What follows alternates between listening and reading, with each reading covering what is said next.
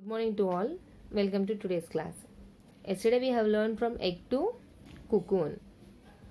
You please read the textbook after listening the class so that it's clear. You'll get better understanding. So now today about cocoon to fiber. Cocoon to fiber. Now stall number 3. Cocoon to fiber, the process of reeling fiber to yarn. So what happens in the stall number 3 from cocoon to fiber? How do they make fiber from the cocoon? And while listening the class, you listen the pronunciations and you split it and read and write the correct spellings when you are writing your homeworks. Now here Neelima observed that some people were boiling and stirring something in the large pots. You can see in the figure number 5 there are very large pots and something is boiled in that large pots. What is that? So they were boiling the cocoons in those pots. Here they are boiling the cocoons in the pots. And in the figure number 6 you can see locate ends reeled into reels. Figure number 6. They are locating the end point to reel the yarn. So coming to next page, they are boiling cocoons to get silk fiber. What does the cocoon do? It will weave a net around its body. That is the fiber. So they are boiling cocoons to get silk fiber. Caterpillar of silkworms spins fiber which is mainly made up of two types of protein, sericin and fibroin.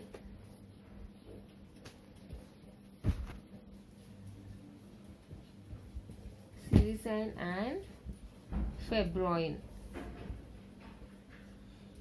These are the two proteins. So the caterpillar is weaving a fiber around its body. It contains two proteins. One is sericin and fibroin, and it is very strong. The cocoons have to be boiled to loosen the fiber. So why they are boiling the cocoon? To loosen this fiber that contains sericin and fibroin. Obtain silk fiber from cocoon is called reeling. This is also an important. What is reeling? Obtaining fiber from cocoon is called reeling. It is done with special machines called reelers and twisters. So how is the reeling process done? With the special machines called reelers and twisters. What is reeling? Obtaining fiber from the cocoon. How? By boiling. By boiling the cocoon, they are taking out the fiber. So this process is called as reeling, and it is done with special machines called reelers and twisters. The silk fiber is carefully collected from the cocoon and nearly 3 to 8 such threads are wound together to make yarn. So this silk fiber they are taking out carefully from the cocoon. Nearly 3 to 8 fibers they will make one yarn. To make one yarn they are taking 3 to 8 of fibers. This yarn is cleaned, bleached and colored. First they will clean this yarn, then they will bleach it, then they will color it. The yarn is ready to be woven into a variety of designed fabrics on looms. Fabric means cloth. Now with this yarn they will weave and they will make a cloth on looms. You can see reeling centers in Nandikotkur, Hyderabad, Karimnagar districts. In figure number 7, they are preparing a sari. So wrap of sari being prepared. You can see in the movies also. Now in stall number 4, weaving. Neelima saw a handloom at one corner of the exhibition and talked with the person displaying it. So in stall number 4, the weaving is done. This is all about in stall number 3. Now in stall number 4, weaving is done. So they weave silk fiber by using silk yarn on handlooms. So to prepare a silk fabric, they need silk yarn, and silk yarn is prepared from silk fiber.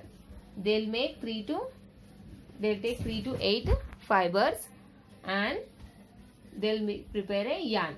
With this yarn, they'll prepare a fabric. So in stall number 4, weaving is done.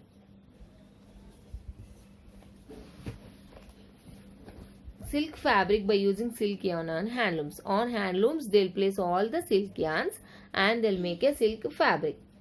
So weaving is a traditional occupation for some people. And we get silk yarn from breeding centers to weave variety of saris. Pochampalli Pattu and Dharmavaram are famous types produced by our state. So in our Telangana state, Pochampalli Pattu and Dharmavaram is famous. And it is also called as, Pochampalli Pattu is also called as tie and dye or Jamdani. Dharmavaram is famous for its wide border and rich butta or dots. So in our state, Pochampalli Pattu and Dharmavaram Pattu both are famous. The weaving is done. The saris are made in our state. And in Dharmavaram, this Dharmavaram saris are special for their rich butta and dots. Now Jamdani sari on loom weft being woven. See here, the sari is prepared. This is called Jamdani sari. These are called as looms. These machines are called as looms. Banaras, Kanchipuram, Dharmavaram, Narayanpet, Kottapeta, Pochampalli are all types of silk fabrics. Silk fabrics, silk cloths, silk saris. These are famous in Banaras, Kanchipuram silk, we'll say, no? So silk sari in Kanchipuram, Dharmavaram silk, Narayanpet, Kottakota, Pochampalli. So these are the centers where silk fabrics are weaved. They get their name from the places where they are made. So Dharmavaram sari got the name because the sari is made in Dharmavaram. Kanchipattu sari got the name because the sari is made in Kanchipuram. You may have also heard the names of Tussar silk, Muga silk, Kosa silk, Eri silk. So these are all the several varieties of silk. And some chemicals are added to make these silk fiber little strength. So to make this fiber strength, some chemicals are added. Silk is used to make other products as well, like satin and crepe. Satin cloth, crepe cloth. In these type of cloth in fabric, silk is also used. We have both hand looms and power looms to weave silk. These machines are called as looms. So hand looms means the looms that are prepared by man with their hands, and power looms are the machines. These are the electrical machines. They are called as power looms. And when sari is weaved on the looms by hand, it is called as hand loom. Nilima was filled with wonder and delight about the process involved in making of the fabric of a silk frock. Now from cocoon to silk fabric we have learned, and she was wondered how her frock was made. She tried to make a flow chart showing the stages from silkworm to her frock. She also wanted to make a chart showing the life cycle of silk moth. And here in figure number 9, she has prepared the life cycle of silkworm from larva stage to adult stage, how the silk is obtained.